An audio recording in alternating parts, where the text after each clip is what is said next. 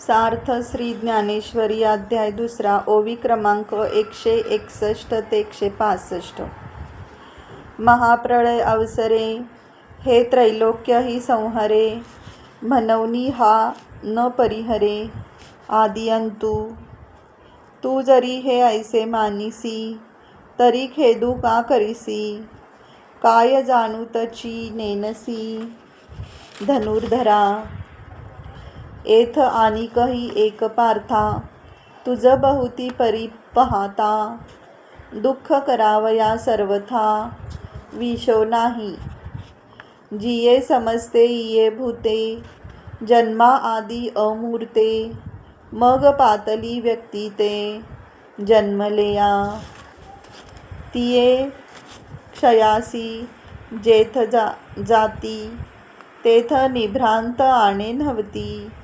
देखई पूर्वस्थितीच येती आपुलिये.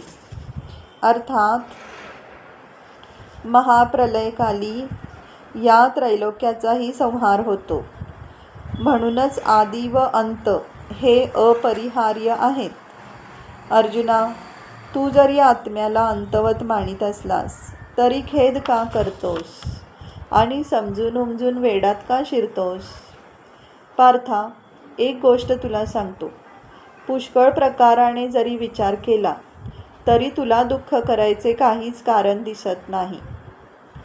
हे सर्व प्राणी उत्पत्तीपूर्वी आकाररहित असतात.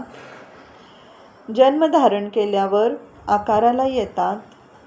ते जेथे लय पावतात, तेथेही ते निसंशय दुसऱ्या स्थितीत जात नाहीत, तर आपल्या पूर्व म्हणजे अव्यक्त स्थितीला प्राप्त होतात. रामकृष्ण हरी माऊली.